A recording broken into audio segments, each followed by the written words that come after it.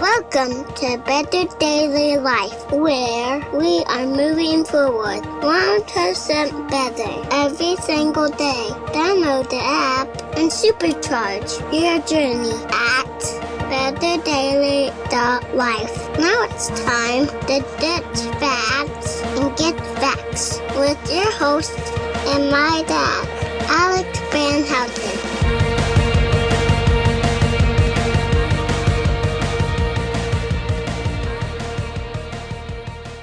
What is up, Betterment family? This is Alex Van Houten in Better Daily Live. Happy Monday. It is Mindset Monday, and today we're going to go through a mindset to help you on your 1% journey. And your mindset today, or at least mine, that I'm sharing with you, is context matters. I am excited to share this with you.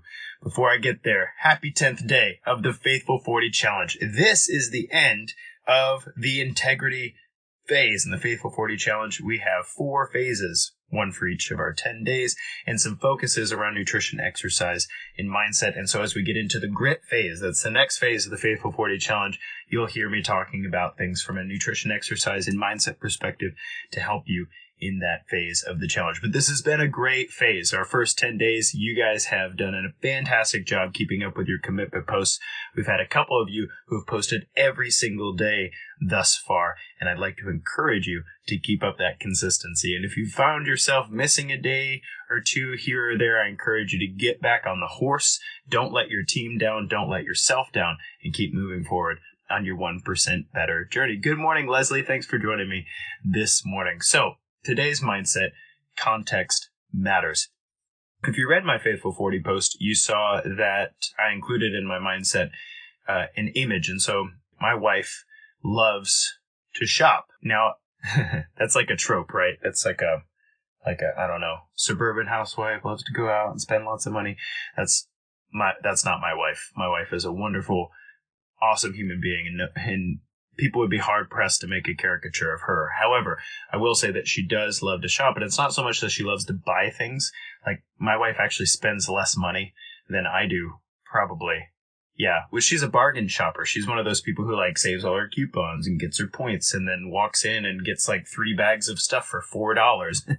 And she comes home, she's like, guess how much I paid for this? I'm like, wow, you straight up robbed retail stores.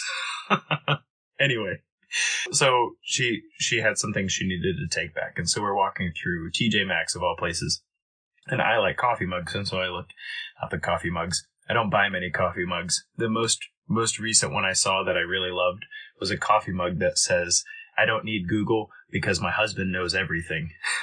But my wife doesn't drink coffee, so I didn't get it for her, but it made me laugh anyway.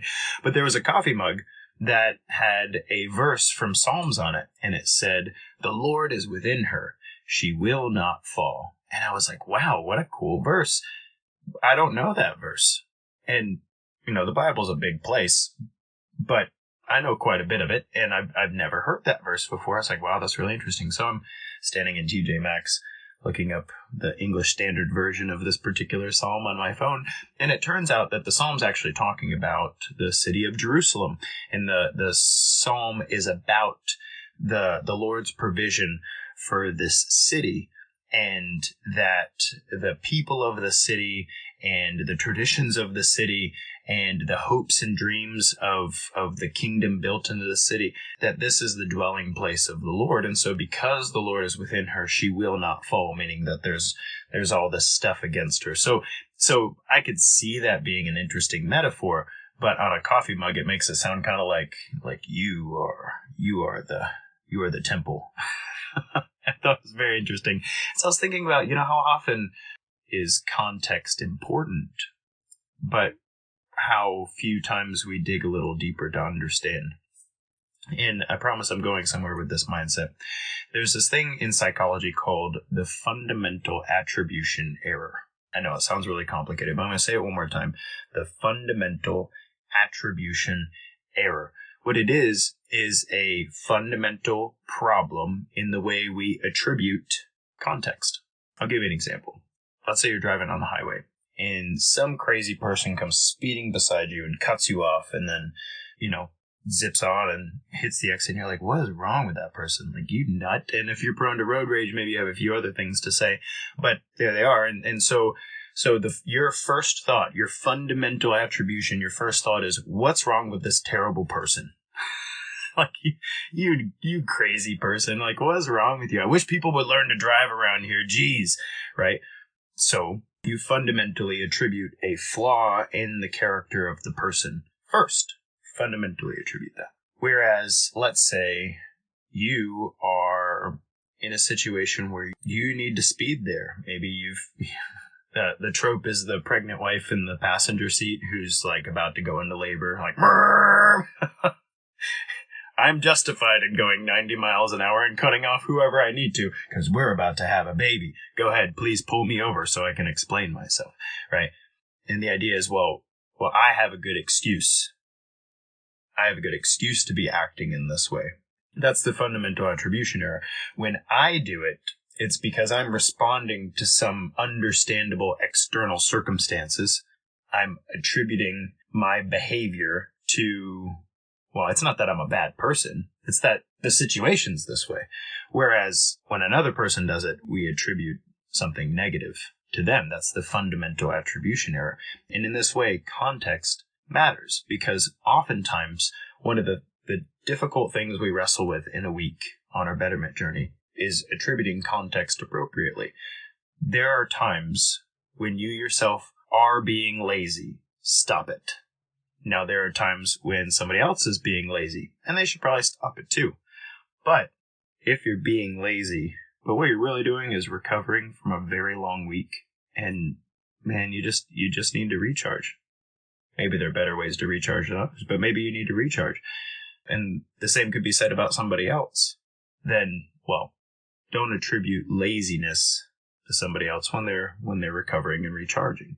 I had the opportunity recently to talk to a friend who we were talking about technology usage. I went camping in the backyard with my boys on Friday night, and we brought the 3-year-old along with us, Bennett, because the 7-year-old and I, Gabriel and I, have camped out before, but we've never had Bennett with us. This was the first time he slept in a tent.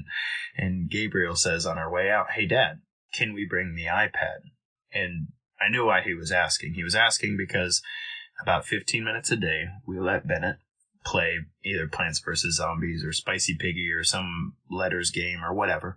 He gets to play on the iPad. And in Gabriel's mind, he's used to spending time with Dad in a tent, and he wants this iPad thing to keep Bennett distracted so that he and Dad can hang out. And I said, no, we don't bring technology when we camp. And he's like, oh, okay. So we didn't have technology, and so we didn't have any distractions. But, that's the way we do things in our household. And some individuals, they find themselves with technology regularly, recovering or recharging or distracting themselves or vegging out or whatever. And if I have my phone open in my household, it's because I'm answering a message. It's because I'm making a Faithful 40 post. It's because I'm doing a live here in Better Daily. There's very few and far between that when my phone is open, that I'm mindlessly doing something. It usually has to do with clients or business or whatever. But that's not always the case in our world. Technology is very distracting. It's very addicting. It's very present. I hate it when I walk into a place and I see two people on a date and both of them have their phones open and they're not talking to each other. It even hurts me worse when I see that a kid has come along and they've spent the entire hour on their phone or iPad while everybody's socializing. It really bothers me, but I won't get into the child problem like I did last week. The point is, when you encounter things in your week that bother you, when you notice them in yourself, ask yourself whether or not this is an internal problem or an external problem. And similarly, when you notice things that bother you in your week with other people, ask yourself, is this an internal problem or an external problem? Because our fundamental attribution error, our context problem, is to say, when somebody's doing something terrible, they're a terrible person. When somebody's doing something that I think is awful and annoying, they're a terrible person.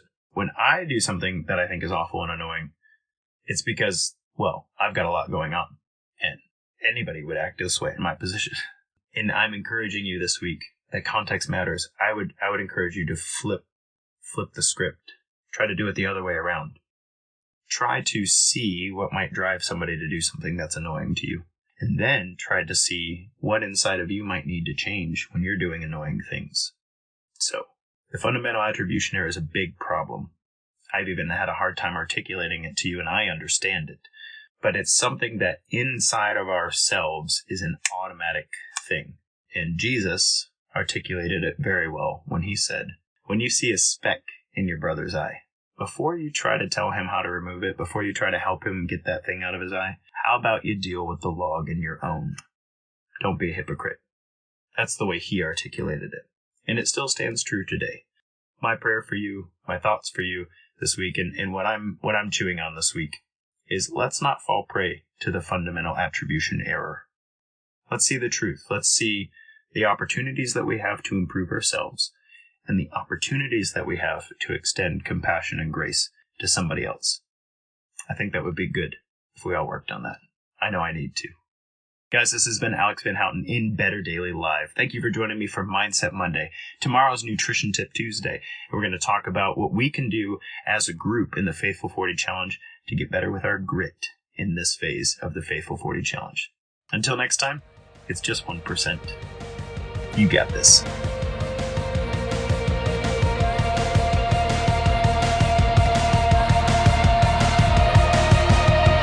Thank you for joining us for your 1% better. Be you, just better, in mind, body, and spirit. Go to betterdaily.life, download our app, and check out our 5-star coaching resources. We all have a cross to carry. It's lighter when we do it together. Go to betterdaily.life today.